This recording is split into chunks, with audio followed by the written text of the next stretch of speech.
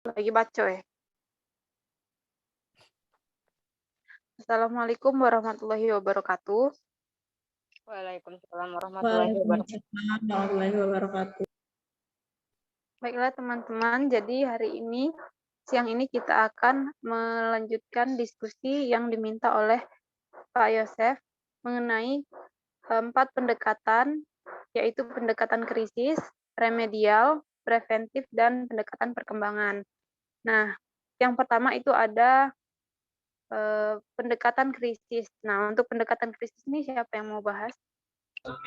Saya Putri Nur Azizah. Oke, silakan Elsa. Baiklah teman-teman sekalian, di sini saya akan menyampaikan mengenai pendekatan kritis. Pendekatan kritis itu atau pendekatan masalah itu upaya bimbingan yang diarahkan kepada individu yang mengalami masalah. Jadi konselor itu membantu siswa atau siswi yang mempunyai masalah, entah itu masalah pribadi atau masalah dengan teman-temannya, itu kita membantu menyelesaikannya. Terus contohnya itu misalnya seseorang anak itu tidak mau datang ke sekolah dikarenakan mereka itu dia itu diancam oleh teman sekelasnya. Jadi kita itu harus menyelesaikannya. Mengapa anak tersebut diancam seperti itu, dan mengapa juga anak itu mengancam anak yang tidak mau sekolah itu. Jadi kita itu harus menyelesaikan masalahnya, jangan sampai masalah tersebut sudah terbilang berat, jadi kita harus menyelesaikan sebelum masalah itu terlalu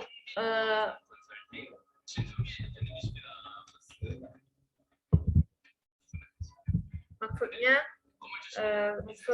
itu jangan sampai masalah itu berlarut-larut. Jadi kita itu harus menyelesaikannya secepat mungkin agar tidak terjadi hal-hal yang tidak diinginkan. Oh, baiklah. Mungkin langsung saja ke pendekatan yang kedua. Nanti setelah kita bahas keempat pendekatan, baru kita diskusikan. Nah, yang kedua ini ada pendekatan remedial. Jadi, pendekatan remedial dari namanya saja remedial, artinya mengulang. Jadi, pendekatan remedial ini adalah upaya atau cara bimbingan yang diarahkan kepada individu atau peserta didik yang mengalami kesulitan. Nah, jadi di sini kita maksudnya mengulang sesuatu yang sudah dilakukan oleh peserta didik agar sesuatu tersebut misalnya terdapat kesalahan dalam suatu tindakan yang dilakukan oleh peserta didik. Kita mengulang lagi kegiatan tersebut, tapi dengan cara diperbaiki agar kesalahan-kesalahan tersebut tidak lagi terulang kembali dan tidak terjadi kekeliruan dan kesulitan gitu. Kemudian maksudnya juga mengulang sesuatu yang sudah dilakukan dengan upaya untuk memperbaiki kesalahan sebelumnya yang menyebabkan kegagalan. Nah, hingga dicapai tujuan yang diharapkan, yaitu dengan adanya perbaikan-perbaikan.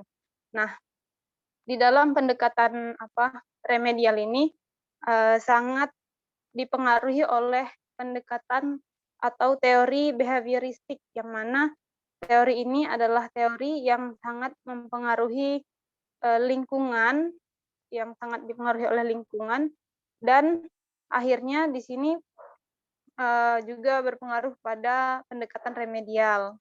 Jadi pendekatan behavioristik ini mengedepankan pada perilaku individu yang dipengaruhi oleh suasana lingkungan yang ada di peserta didik itu atau klien itu. Nah, oleh karena itu, untuk memperbaiki suatu kesalahan yang terjadi yang dilakukan oleh peserta didik atau klien, maka perlu ditata lingkungan yang mendukung untuk memperbaiki perilaku tersebut. Jadi itulah yang saya dapat dari pendekatan remedial. Selanjutnya ada pendekatan preventif, mungkin bisa dijelaskan oleh Rizka Rahmawati.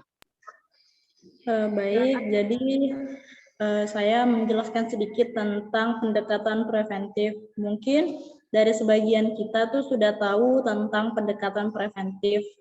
Nah, preventif itu sendiri artinya pencegahan, dari kita mencegah hal itu tidak terjadi sampai betul-betul hal itu tidak terjadi.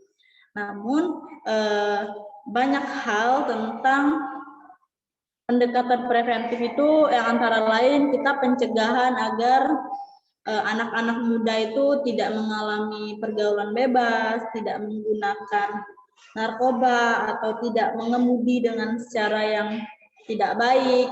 Nah, kita sering mungkin dari SMP atau bahkan SMA mengikuti penyuluhan tentang penyalahgunaan narkoba. Nah, itu termasuk salah satu dari pendekatan preventif, artinya pencegahan agar hal itu tidak terjadi. Namun tidak hanya kita, dari teks yang sudah saya baca itu ada perbedaan antara mencegah dan mengajari. Jadi seperti contoh untuk mencegah itu di saat kita bayi, orang tua kita kan ingin mencegah kita agar tidak terkena polio. Nah, cara mengatasinya atau preventifnya, pendekatan preventifnya dengan diberikan suntik polio pada saat kita bayi. Namun untuk konteks mengajari itu seperti contoh kita ingin mencegah anak agar tidak bersikap sembrono di kelas. Nah, solusi kita atau pendekatan preventif kita itu mengajari bagaimana cara bertutur atau bertindak dengan perilaku yang sesuai saat di kelas, seperti itu. Baiklah, terima kasih Rizka. Selanjutnya ada pendekatan perkembangan. Silakan untuk Oksa Amelia. Baiklah. Jadi, menurut yang saya dapat tentang pendekatan perkembangan itu, seperti yang kita tahu bahwa pendekatan perkembangan adalah pendekatan yang paling berkembang saat ini, di mana bimbingan dan konseling perkembangan memiliki visi edukatif, pengembangan, dan outreach. Mengapa disebut memiliki visi edukatif? Itu karena titik berat kepedulian bimbingan dan konseling terletak pada pencegahan dan pengembangan. Yang berarti bukan pada korektif atau terapeutik saja, walaupun hal tersebut tetap ada dalam kepedulian bimbingan konseling perkembangan. Nah, mengapa disebut memiliki visi pengembangan? Itu karena titik sentral tujuan bimbingan dan konseling adalah perkembangan optimal. Lalu, strategi pokoknya ialah memberikan kemudahan perkembangan bagi individu melalui perekayasaan lingkungan perkembangan. Yang terakhir itu mengapa disebut memiliki visi outreach? Karena target populasi layanan bimbingan dan konseling tidak terbatas kepada individu bermasalah dan dilakukan secara individual, tetapi meliputi ragam dimensi dalam rentang yang cukup lebar. Nah, jadi teknik pendekatan perkembangan ini digunakan dalam bimbingan dan konseling perkembangan yang tidak hanya menyelesaikan satu masalah saja, yang berarti semuanya, seperti dalam mengatasi dalam permasalahan pembelajaran, pertukaran informasi, dan yang lainnya. Terima kasih. Baiklah, terima kasih Oksa. Jadi menurut yang saya simpulkan, keempat pendekatan ini sama-sama tujuannya untuk menyelesaikan masalah dan menuju kebaikan. Nah, dari empat pendekatan ini ada yang mau didiskusikan atau ditanyakan enggak, teman-teman? Seperti arahan Bapak tadi, kita akan membahas lebih menekan ke pendekatan kritis. Contoh, ya. Salah satu contoh ke pendekatan. Nah, mungkin kita bahas pendekatan krisis ya. Bagaimana dengan Elsa? Yang sudah dijelaskan oleh Elsa Fana tadi. Kita akan bahas pendekatan krisis yang nomor 1. Jadi kan seperti yang telah saya sampaikan tadi, bahwasannya pendekatan krisis atau pendekatan masalah itu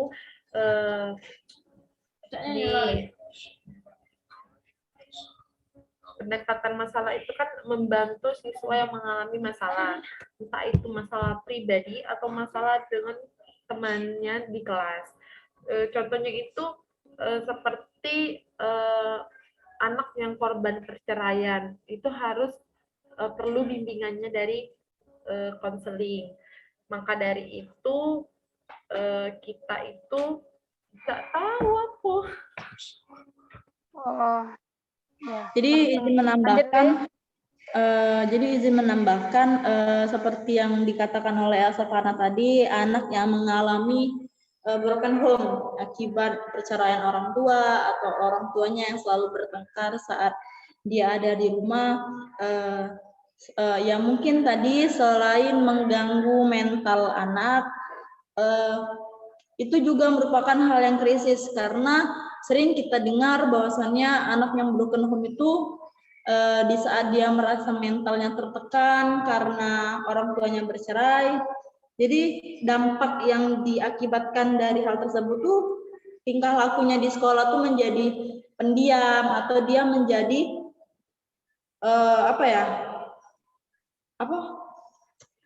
kalau yang terlalu gampang untuk terpancing emosi tuh temperamen. Nah, dia menjadi temperamen seperti itu. Atau bahkan ada anak yang mau ikut atau mau bunuh diri karena hal tersebut seperti itu, dan itu merupakan pendekatan krisis. Seperti namanya saja krisis, berarti ya siswa tersebut emang betul-betul krisis dan betul-betul memang harus butuh pertolongan dari konselor. Seperti itu. Izin bertanya, mungkin dari pendekatan krisis ini kan krisis ya penting dan harus segera diatasi. Apakah pendekatan krisis ini sudah terjadi baru diatasi atau bagaimana? Nah, ya, jadi dari yang sudah dibaca di bukunya punya Merik tadi, itu memang di saat anak tuh sudah mendekati fase krisis gitu kan. Namun alangkah baiknya memang sebelum itu mencapai fase krisis, si konselor itu sudah bisa ambil tindakan untuk membantu siswa tersebut. Jangan sudah krisis baru mau diambil tindakan. Namun ya itu menurut pendapat saya. Baiklah, menurut teman-teman bagaimana? Elsa mungkin yang tadi membahas tentang pendekatan krisis. Tapi kebanyakan sekarang itu orang itu nunggu masalahnya sudah luas baru dibantu. Nah, jadi itu masalahnya tuh di situ. Seharusnya konselor itu menanyakan langsung dengan anak mengapa sifatnya itu seperti itu, karena tidak mungkin seorang anak itu akan memberitahu gurunya bahwasannya ada permasalahan di dalam hidupnya, entah itu masalah dengan keluarganya atau dengan teman-temannya. Oleh karena itu kita sebagai konselor harus memahami karakteristik anak tersebut. Jadi kita cari tahu mengapa hal tersebut bisa terjadi, baru kita membantunya untuk menyelesaikan masalah tersebut. Nah, ya, jadi menambahkan sedikit, mungkin kalau untuk pendekatan krisis atau untuk untuk lebih menekankan pada pendekatan krisis itu mungkin yang pertama konselor harus tahu apa yang terjadi pada si anak itu sampai dia tidak mau sekolah karena sampai dia tidak mau, apa yang terjadi yang membuatnya tuh tidak mau sekolah. Terus yang kedua, mengapa hal itu bisa terjadi, mengapa si anak ini terus-terusan untuk dibully, terus-terusan merasa tertekan, dan juga langkah yang ketiga tuh langkah yang paling penting yang bisa diambil dari konselor itu adalah bagaimana cara kita untuk menuju perkembangan yang lebih optimal dari permasalahan yang sudah dia dapatkan, seperti itu.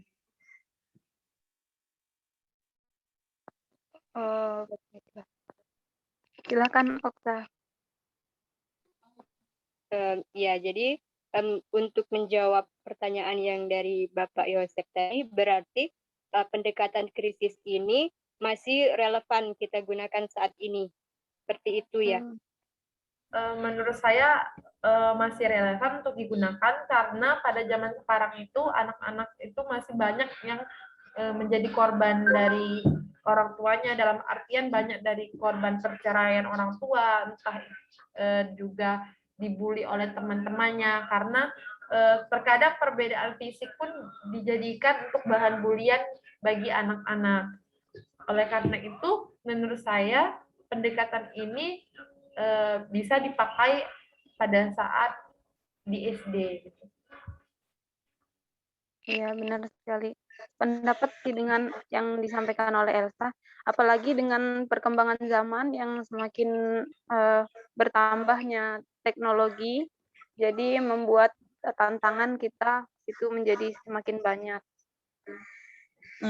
Kita ambil contoh saja untuk pendekatan krisis itu ada kasusnya si anaknya Ruben Onsu yang veteran Peto itu kan sudah mencapai titik di mana si pelaku bullying, si pelaku itu memposting video atau foto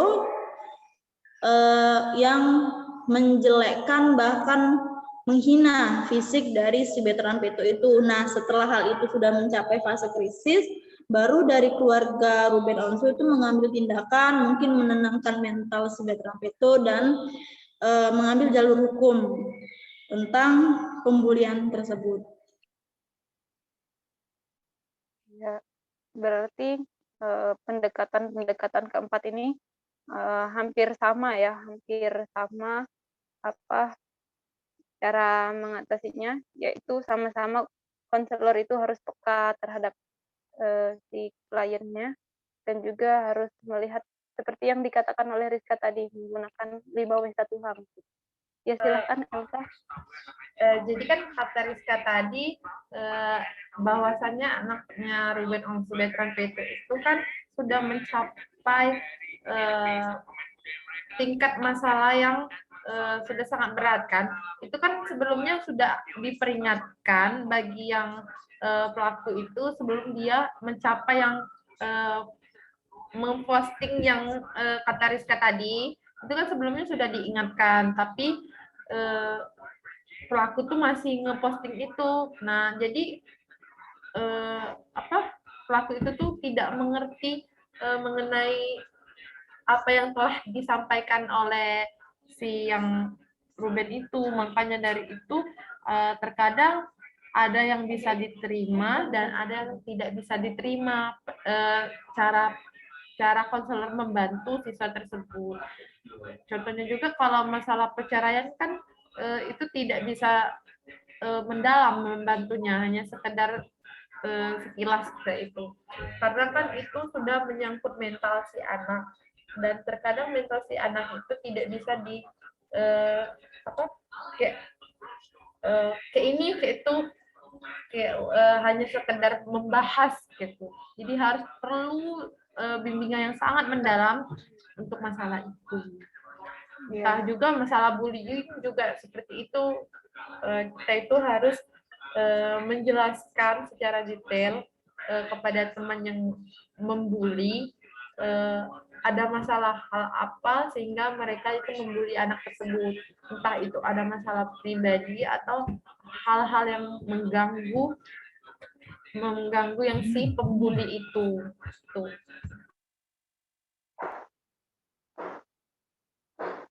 Baiklah, teman-teman, apakah ada lagi yang mau ditanyakan atau disampaikan? Sepertinya cukup, Put, karena sudah menjawab dari pertanyaan-pertanyaan yang diberikan Bapak tadi. Untuk yang terakhir itu tinggal kesimpulannya saja.